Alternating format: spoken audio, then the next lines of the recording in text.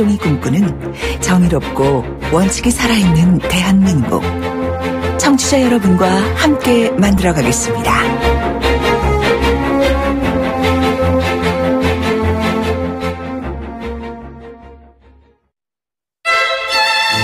시간이 흐릅니다. 우리는 그 시간으로부터 무엇을 되찾을 수 있을까? 삶의 가장 빛나는 순간이 우리 곁에 더 오래 머무르기를. 인간의 시간을 연구하다. 메디톡스. 당신의 랜드로버는 시간이 지나도 그 가치가 확실히 지켜져야 합니다. 랜드로버가 보장하는 랜드로버 인증 중고차 서비스 트레이드인 프로그램.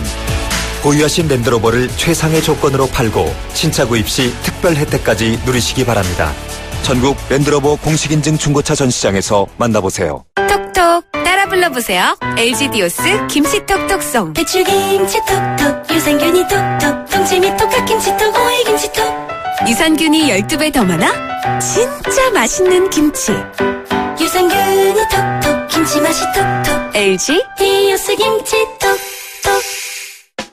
원하는 음악을 듣고 싶다면? 기가진이 신나는 음악 틀어줘. 영화를 추천받고 싶다면? 기가진이 액션 영화 추천해줘. 화려한 액션 영화들이에요. 말 한마디로 영화 추천에서 음악 감상까지. 인공지능 TV 기가진이. 비플 테크놀로지 KT. 가입문의 100번. 우리 가족 인사돌 이야기. 혈압도 괜찮고 내시경도 괜찮고. 치아 나이 35세? 우와, 우리 엄마 청춘이네. 잇몸이 좋아지긴 했나봐. 챙겨줘서 고마워 우리 딸. 너는 괜찮지? 잇몸에도 나이가 있습니다. 사랑으로 챙겨보세요. 사랑을 담은 선택 인사돌 플러스. 동국제약. 초면에 실례지만 스키 타러 용평 가실래요? 초면에 실례지만 올겨울엔 선수들만 탈걸요. 우리도 선수잖아요. 용평 리조트 선수 입장. 동계 축제 기간에도 용평은 문이 활짝. 썸 타는 선수도 입장 가능합니다. 스키 시즌권이 34만 원? 용평 리조트. 돌려보고 비틀어보는 오늘의 이슈. 이종훈의 뉴스 측면 승부. 네, 오늘 이슈 한 가지 비틀어보고 돌려보겠습니다. 시사계 측면 승부사 이종훈 박사 전화 연결됐습니다. 안녕하십니까? 네, 안녕하세요. 예, 오늘은 무엇을 또 잡아주시겠습니까? 919. 919요? 네. 911은 알겠는데 919는 뭐였죠? 네, 911은 그 미국 뉴욕 무역센터가 테러를 당한 날이지 그렇죠. 않습니까? 예. 오늘은 그 멕시코 지진 이야기입니다. 예. 그러니까 1985년에 멕시코 대지진이 발생한 날이 9월 19일이었거든요. 예. 그런데 이제 올해로 이제 32주기를 맞았는데 네. 오늘 또 이 멕시코 시티 인근에서 대규모 강진이 발생을 한 거고요. 예. 규모 7.1. 그래서 지금 공포의 9월 19일로 지금 자리매김을 한 게 아니냐 이런 평가가 벌써 나오고 있습니다. 예. 참 멕시코가 얼마 전에도 강진 발생했잖아요. 진짜 말씀대로 그죠? 예, 그렇습니다. 그러니까 불과 12일 전이었고요. 지난 7일에 이제 사실은 이번에 그 지진이 발생한 곳보다는 한 400 내지 500km 정도 떨어진 그 지역에서 규모 8.1의 강진이 발생을 하긴 했습니다. 그러니까 이번 거보다 더 강한 강진이 발생을 했던 건데 그때는 대도시 인근이 아니고 그러니까 태평양, 그러니까 연안 지역에서 발생을 했거든요. 그러다 보니까 이제 인명 피해가 상대적으로 적었는데 이번에는 인구 밀집 지역 멕시코 시티에서 발생을 해서 지금 피해자가 더 지금 많이 나오지 않을까 이렇게 예상이 되고 있습니다. 말씀대로 피해자가 많이 날까 했는데 인명 피해가 많이 크겠습니다. 그죠? 예. 지금 뭐 한 250명은 적어도 넘을 거다라고 하는 이제 보도도 나오고 있고요. 예. 그러니까 지금 뭐 계속 사망자 수습하고 집계가 지금 동시에 이루어지는 상황이어서 저 현지에서도 정확하게 지금 딱 알려지고 있지가 않은 모양입니다. 그런데 1985년 대지진 때 사망자가 10,000명이 넘었었거든요. 네. 그래서 이번에는 과연 얼마나 될까 이게 지금 이제 초미의 관심사인데 그 정도까지는 아니지만 하여튼 그때 이후로 가장 큰 피해가 나지 않겠냐 이런 관측이 나오고 있습니다. 그러니까 멕시코 시티는 사실은 간간히 이렇게 조금 규모가 좀 큰 지진이 발생하긴 하는데요. 이번처럼 이렇게 뭐 그 규모 7.1의 강진이 발생한 것은 정말 32년 만인 거죠. 그렇군요. 정부에서는 어떻게 뭐 비상사태나 아니면은 뭐 좀 선언한 게 있습니까? 예, 비상사태 지금 선포를 했고요. 예. 뭐 지금 군대까지 동원해서 지금 구조 작업을 지금 총력전으로 이제 전개하고 있는데, 예. 안 그래도 대지진 32주년이어서 사실 오늘 오전 몇 시간 전까지만 하더라도 전국 각지에서 뭐 추모 행사도 하고 대피 훈련도 하고 이랬다 그럽니다. 예. 그런데 이제 바로 이제 지진이 발생해서 굉장히 충격적으로 받아들여지고 있다 그래요. 우리나라 제가 오면서 보니까 우리나라 국민 한 분도 관광 가셔서 좀 실종된 상태라 연락이 안 되고 있다는 이런 말씀을 들었는데 연락됐나요? 네. 그 관광 가신 그 관광객이 아니고요. 예. 그 멕시코시티의 그 한국인 소유 5층 건물이 무너졌다 그래요. 교민이시군요. 네, 근데 그 건물에 이제 사무실을 두고 일하시는 분인데, 예, 41살의 이모 씨라 그러고요. 예. 지금 연락이 두절 상태고, 예. 지금 대사관 쪽에서 계속 연락을 취하고 있는데 연락이 안 돼서, 그러니까 평상시대로라면 지금 이 시점, 그러니까 지진이 발생한 시점에 사무실에 있었을 거로 추정이 된다는 거죠. 네. 그래서 현재로서는 내몰 가능성이 있다, 뭐 지금 이런 얘기인데요. 네. 멕시코시티하고 뭐 칸쿤이라든가 이런 데는 우리 신혼여행객들도 많이 가지 않습니까? 네네.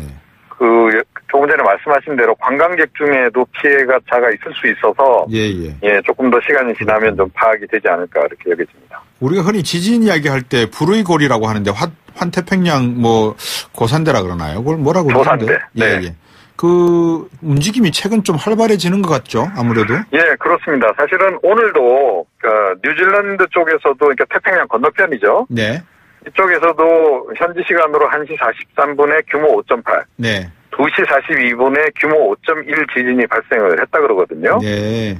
그래서 지금 전반적으로 이 불의 고리라고 불리는 환태평양 조산대 위에서 최근에 좀 움직임이 활발해지는 거 아니냐 이런 얘기가 좀 나오고 있고요. 네. 지난번에 그 규모 8.1 강진 발생했을 때도 인도네시아 이쪽에서도 뭐 규모가 크진 않지만 지진이 발생했던 적이 있거든요. 그러니까 전체적으로 판이 지금 움직이는 그런 그 상황이 아닌가 이렇게 여겨지긴 합니다. 네. 우리나라도 경주에서 지진이 난 지가 1년이 지금 지나갔죠. 네, 우리나라는 9.12입니다. 아, 그렇구나. 예, 그래서 지난해 9월 12일에 이제 경주에서 규모 5.89 지진이 발생하지 않았습니까? 네. 국내에서는 최대 규모 지진이어가지고 지금 굉장히 온 국민이 충격적으로 받아들이고 그랬었는데 이번에 사실은 발생한 규모 7.1에 비하면 규모가 굉장히 적은 거죠. 예. 네. 그렇군요. 하여튼 이 지진이라고 하는 것이 우리나라 같은 경우에는 지진 설계라든지 이런 것이 어느 정도 되어 있는지는 모르겠습니다만 상당히 좀 지켜봐야 될 많은 긴장을 좀 가지고 봐야 될 그런 내용인 것 같아요. 그죠? 그렇습니다. 그러니까 내진율이 우리나라 대체적으로 일반적인 건물이 지금 내진율이 굉장히 지금 낮게 지금 잡혀 있는 상황이고요. 예. 지금 공공기관 건물들도 그렇고 뭐 민간주택은 말할 것도 없고 그래서 사실은 만약에 이번에 멕시코시티에서 발생한 정도 강진이 발생했다면 규모지만 우리나라는 훨씬 더 많은 피해가 발생했을지도 모른다. 네. 그런 얘기도 지금 벌써 지금 나오고 있긴 합니다. 그렇군요. 오늘 바쁘신 가운데 또 전화 연결해 주셨습니다. 고맙습니다. 네. 시사평론가 이종원 박사였습니다. 멕시코 지진 현지 소식은 잠시 후 3부에서 좀 더 살펴보도록 하겠습니다. 청취자가 묻고 박 박사가 전한다. 방송을 들으시면서 궁금하신 사항은 문자 메시지로 보내주세요. 샵 0945번, 우물정 0945번으로 짧은 문자 50원, 긴 문자 100원의 정보 이용료가 있는 문자 메시지로 보내주시면 박 박사가 꼼꼼하게 읽고 인터뷰에서 대신 질문해드립니다. 오늘 들으신 인터뷰 방송은 YTN 라디오 곽수중의 뉴스 정면 승부 홈페이지나 게스트, 팟빵을 통해 다시 확인하실 수도 있습니다.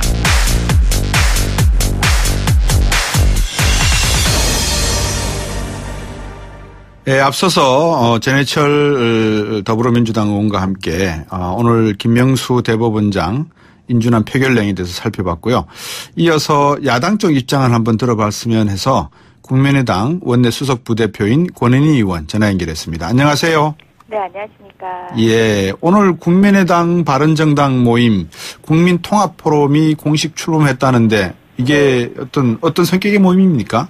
네, 한마디로 교집합을 찾는 성격의 모임인데요. 네. 네, 국회에서 입법이나 정책 활동을 하기 위해서는 네. 그리고 어떤 국민을 위한 성과를 내기 위해서는 각자 다른 정당과 의원들이 서로의 교집합을 찾아서 네. 그 공약수를 찾아서 공약수를 최대한 많이 이끌어내고 네.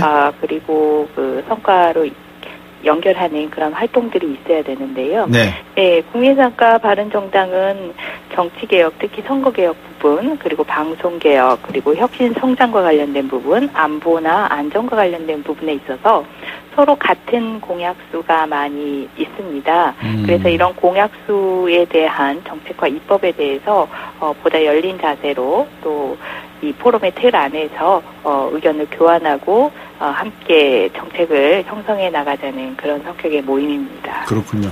그러면 이 모임이 잘 되면 내년 지방선거에서나 뭐 선거연대 통합론 뭐 이런 정계 개편 쪽으로 방향을 틀 수도 있을까요? 일단은 이 국민통합 포럼은 말 그대로 그 공약수를 찾아서 입법과 정책에 있어서 국민을 위한 필요한 부분에 있어서 성과를 국회에서 만들어내자라는 그런 취지의 모임이고요. 그렇기 때문에 어떤 정치적인 정무적인 그런 개편들이나 고려들은 되고 있지 않는 그런 상황입니다. 네. 다만 이제 이런 공약수를 찾아서 성과를 내는 활동들이 그 국민들 사이에서나 뭐 지지자들 사이에서나 의원들 사이에서 긍정적으로 평가가 된다라면은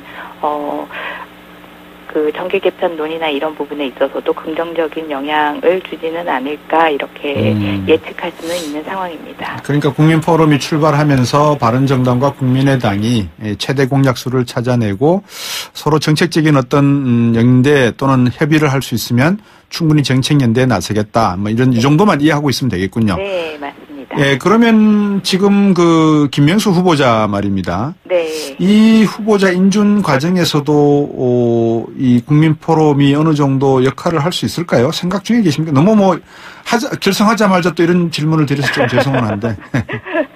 예, 이번 그 통합 모임과 관련해서는 말 그대로 공약수를 찾아내는 모임이라고 말씀을 드렸고요. 공약수는 정책과 입법 과정에 있어서 공약수를 찾는 것이고 어떤 그 헌법 기관으로서 개별적으로 소신에 따라서 판단하는 이런 인사와 관련된 부분들은 그 공약수를 찾아내는 대상에 해당하지 않고요. 예, 그래서 그런 부분들에 대한 논의나 고려는 전혀 있을 수가 없습니다. 그 문재인 대통령도 뭐 출국 전에 안철수 대표, 김동철 원내대표 전화 걸어가지고 좀 협조해달라 당부했다 그러는 소식이 나오고 있고, 우원식 원내대표도 국민의당 의원들에게 문자 돌리고 있고, 추미애 대표는 심심한 유감을 표명했고, 지금 더불어민주당이 지금 국민의당을 상당히 많이 이렇게 합니다. 그런 각종의 활동들을 이제 하고 계시는데요. 네. 우원식 원내대표가 문자를 돌렸다고 하는데, 저희 국민의당 의원들이 요즘 문자 폭탄 때문에 확인할 수가 없는 상황이고. 문자 폭탄이 오고 있어요? 네, 지금 계속적인 문자 폭탄에 모든 의원들이 노출이 되어 있는 상황이고요. 그 문자 폭탄, 이거 뿌리를 한번 찾아야 될 것 같은데, 정말.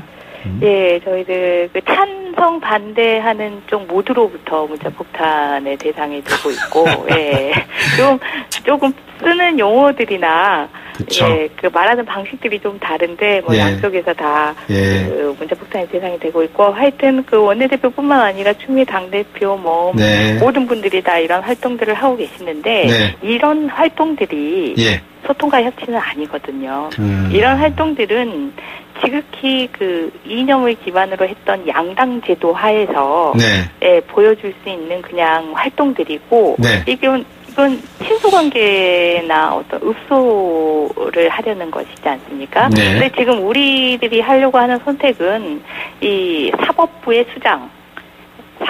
수장으로서 사법개혁과 사법부의 독립성, 이 부분과 관련된 판단을 하는 것이죠. 그래서 그 부분과 관련해서 정책적으로 사법부의 개혁이 왜 중요하고 예. 국민의당이 사법부의 개혁에 대해서 어느 정도의 의지를 가지고 있으며 네. 그 의지에 부합할 만한 인물이라고 평가된다라는 뭐 그런 식의 의견 개진이랄지 아니면은 지금 우려가 되고 있는 부분 그 사법 행정에 불안정성이 노출되지 않을까라고 하는 부분에 대해서는 네. 이 후보자가 어떠한 점을 통해서 이런 불안정성을 해결하기 위해서 노력하고 있어서 그 부분에 대한 우려는 네. 좀 접어두고 사법개혁에 좀 더 방점을 두고 국민의당의 사법개혁에 대한 그런 의지와 기대를 네. 좀 한껏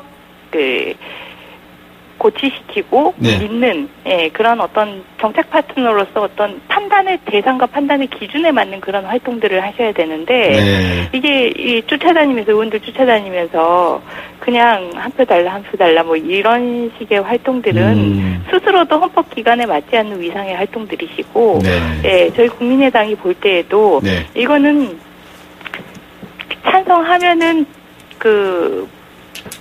좋아하고 네. 찬성하지 않으면 지난번처럼 첩회연대를 했다고 비난할 만한 예. 그런 식으로 연결될 그냥 활동들일 뿐이라는 거죠. 예. 그리고 이제 또 문자 폭탄 양쪽에서 날라오고 네. 그 와중에 어제 박상병 교수가 저희 프로그램에 잠깐 나오셔가지고 네.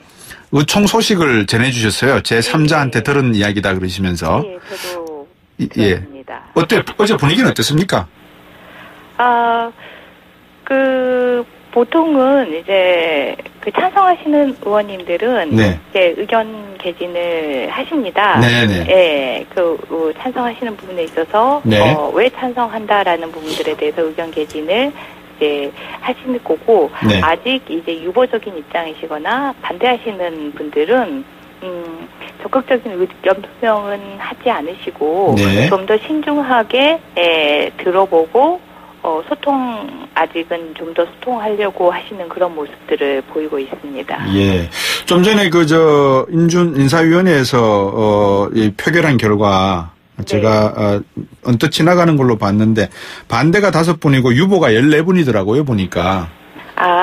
전수조사, 지금 모든 언론사에서 저희 국민의당 의원들을 상대로 사실은 전수조사를 하고 있는데. 그렇습니까? 예, 무기명 자유투표의 성격상 그리고 예. 아직까지 실제 국민의당 의원님들이 정말 내일 오전까지 신중하게 후보를 거듭하실 것이기 때문에 네. 아직까지 입장이 정확하게 나오지 않으신 의원님들도 있으실 거고요. 예. 또 무기명 자유투표이기 때문에 그 부분에 대해서 알겠습니다. 굳이 의견을 밝힐 필요를 못 느끼시는 의원님들도 계실 테고요. 많은 분들이 궁금하신 점 중에 하나가 안철수 대표 영향력이 있으십니까? 안철수 대표와 관련해서 안철수 대표가 어떤 게 마찬가지로 네. 저희 당이 더불어민주당의 어떤 친소에 기대려 하거나 이런 부분들에 대해서 사실은 그런 부분들에 대한 영향력은 의미가 없다라고 말씀을 드렸잖아요. 예, 안철수 대표도 마찬가지입니다. 어떤 친소와 관련된 그런 영향력은 저희들이 받지 않고요. 다만 안철수 대표가 추구하는 방향, 추구하는 가치 이런 부분들이 저희 국민의당이 추구해야 될 방향이나 가치와 행위와 맞을 때 그런 부분들에 있어서는 이제 지지하고 지지하고 또 신뢰하고 이런 영향을 받고 있습니다. 그렇군요. 아주 미묘한 좀 느낌이 있으신가 봐요. 전북 출신 의원분들 사이에서.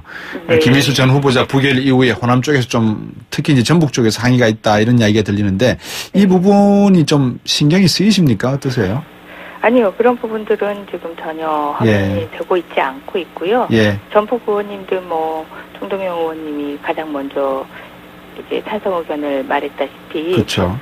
전북 의원님들도 마찬가지로 사법 개혁과 관련된 필요성. 다만 현실적인 어떤 사법의 불안정이 야기될 수 있는 부분에 대한 우려. 그리고 이 사법부를 둘러싸고 있는 이 정부의 어떤 인사권에 영향을 미치려는 의도 이런 부분들에 대한 우려 이런 거를 가지고 마찬가지로 숙고를 하고 계시는 상황입니다.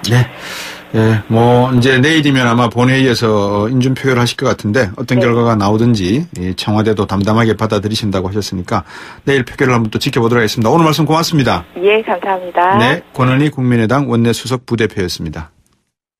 3부로 오겠습니다.